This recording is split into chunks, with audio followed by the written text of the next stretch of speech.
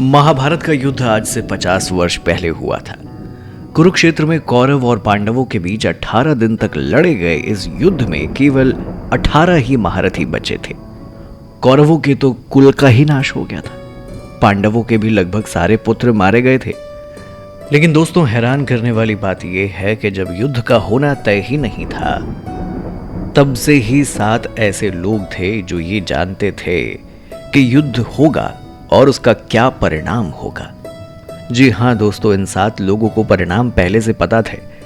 मतलब कि ये पांडवों की जीत के बारे में पहले से ही जानते थे। उन 7 में सबसे पहले हैं श्री कृष्ण। ये बात तो सभी जानते हैं कि श्री कृष्ण को युद्ध होने और इसका क्या परिणाम होगा, इसकी जानकारी पहले से ही थी। दोस्तों, महाभारत में श्री कृष्ण ने द्रौपदी को युद्ध का परिणाम पहले से ही बता दिया था और श्री कृष्ण ने अर्जुन का सारथी बन के युद्ध का परिणाम अपने आंखों से भी देखा था। भीष्म पितामह, भीष्म को दिव्य दृष्टि प्राप्त थी और वो जानते थे कि युद्ध तय है और इसका परिणाम भी क्या होगा ये भी वो जानते ही थे।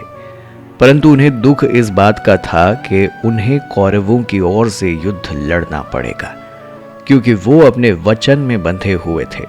उन्होंने हस्तिनापुर का साथ निभाने का वचन दिया था और उस समय हस्तिनापुर पर कौरवों का शासन था, इसलिए ना चाहते हुए भी उनको कौरवों का साथ देना पड़ा था।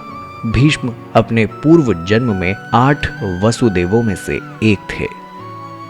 ऋषि वेदव्यास भी दिव्य दृष्टि प्राप्त ऋषि थे और वो भी जानते थे कि युद्ध तय है। परंतु फिर भी उन्होंने धृतराष्ट्र को संकेतों में समझाया था कि अभी भी वक्त है, तुम ये युद्ध रोक दो, अन्यथा तुम्हारे कुल का नाश हो जाएगा। पर धृतराष्ट्र वेदव्यास की इस बात को समझ नहीं पाए। नतीजा युद्ध हुआ और युद्ध में उनके कुल का नाश हो गया। सहदेव, पांडवों में एकमात्र सहदेव ही त्रिकालदर्शी थे। सहदेव ने उनके पिता पांडु के मस्तिष्क के 3 हिस्से खाए थे, इसीलिए वो त्रिकालदर्शी बन चुके थे। सहदेव भविष्य में होने वाली हर घटना को पहले से ही जान लेते थे। वो जानते थे कि महाभारत होने वाली है और कौन किसको मारेगा और कौन विजयी होगा। लेकिन भगवान कृष्ण ने उसे शाप दिया था कि अगर वो इस बारे में लोगों को बताएगा तो उसकी मृत्यु हो जाएगी। संजय, ये भी कहा जाता है कि संजय को भी युद्ध का क्या परिणाम होगा इसका ज्ञान था। संजय को महर्षि वेदव्यास ने दिव्य दृष्टि इसीलिए प्रदान की थी कि ताकि वो महल में बैठे हुए युद्ध को देख सके और उसका वर्णन धृतराष्ट्र को सुना सके। दरअसल महर्षि वेदव्यास से धृतराष्ट्र ने पूछा था कि ऋषिवर, यदि आप इस युद्ध का परिणाम बताने की कृपा करेंगे तो आपकी बड़ी कृपा होगी। तब वेदव्यास जी कहते हैं कि जो वृक्ष छाया नहीं देते उनका कट जाना ही उचित है। तब धृतराष्ट्र पूछते हैं कि कटेगा कौन?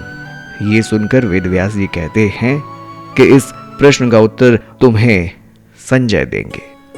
ऐसा कहकर वेदव्यास जी चले जाते हैं और कहते हैं कि संजय श्री कृष्ण के भक्त थे और वो धृतराष्ट्र के मंत्री भी थे, अतः उन्होंने कभी भी अपनी भक्ति को मंत्री पद से नहीं टकराने दिया। द्रोणाचार्य, कौरव और पांडवों के गुरु द्रोणाचार्य भी जानते थे कि जिधर श्री कृष्ण हैं, जीत उसी पक्ष की होगी। द्रोणाचार्य को भी दिव्य दृष्टि प्राप्त होने की बात कही जाती है।